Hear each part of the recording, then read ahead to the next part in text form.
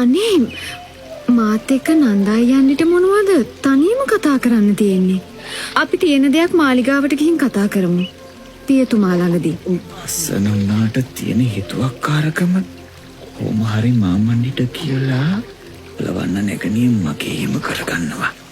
උත්පලවන්නා කුමරියගේ මස්සිනා කෙනෙකු වන නන්ද කුමරුන් උත්පලවන්නාගේ දෙමෝපිය සිටුවරු මේ ගැන දැනගත්තත් ඒ ගැන එතරම් තැකීමක් කරන්නට පෙළෙන්නේ නැහැ. ඒට හේතුව උත්පලවන්නා සිටු දියණිය රූපයෙන් ලස්සන වගේම බුද්ධියෙන්ද උසස් තැනැත්තියක් ලෙස දන්නා නිසයි. ඒත් දිනෙන් දිනම උත්පලවන්නා සිටු දියණිය ගැන විවාහ යෝජනා ගලාගෙන එනවා. ඒ සැවැත් නුවර පමණක් නොව මුළු රාජධානිය පුරාවටම ඇයගේ රූප ස්වභාව ගැන කතිකා කරන නිසයි. මෙතනම හසුන්පත් 100 ගානක්. මං කොහොමද මේ එකිනෙකට මගේ දිනිය සරල පාවා දෙන්නේ බෑ. එහෙම වුණොත් සාල පිරිසක් තරහ වෙනවා.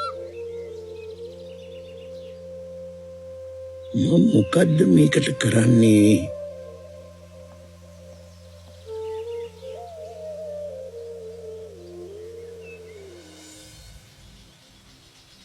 දේවිය අපේ දුව හරිම ලස්සනයි.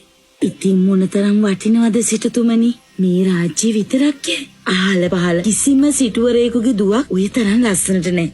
දාසියනුත් වහ වැටිලා ඇගේ ලස්සනට. දාසියන් නෙවෙයි. මුළු රාජධානියම සිටුවරුන්ගේ පුත්තු වහ වැටිලා.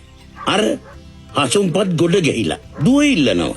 ඉතින් යහමින් ධන වස්තු ඇති තැනකට දුවව දෙමු. බෑ.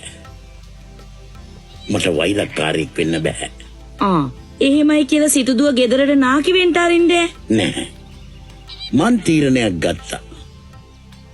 අපි දෙන්නත් තරුණ කාලේ කොහොමද වුනේ? සිටු දේවියට මතකද? එයාගේ හැඩ. මං ඒ කාලේ හිතුවේ මම රජ කෙනෙකුටත් වඩා වාසනාවන්තයි කියලා.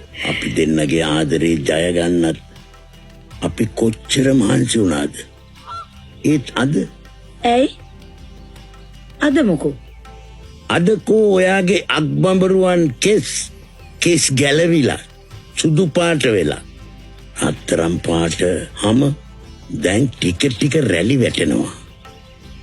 මගෙත් එහෙම. ඒකනම් හැබෑව. වයසට යන එක මැරෙන එක ඉපදුන හැමෝටම පොදුයිනේ. ආදරවන්තයන්ටත් පොදුයි. දූගේ කරදර ඉවර වුණාම අපි චතුරාර්ය සත්‍ය ධර්මය අවබෝධ කරගන්න මහන්සි වෙමු. නෑ දේවිය. මම හිතුවේ මගේ දුවත් බුද්ධ ශාසනය පැවිදි කරන්න. අනේ සිටුතුමනි, තරුණ කාලේ රූපෙට කවුරුත් බැඳෙනවා. ඒක සාමාන්‍ය දෙයක්. දූ කැමති නම් මම නම් කවදාවත් විරුද්ධ වෙන්නේ නැහැ. හැබැයි දූ කැමති නම් විතරයි මං කැමති වෙන්නේ.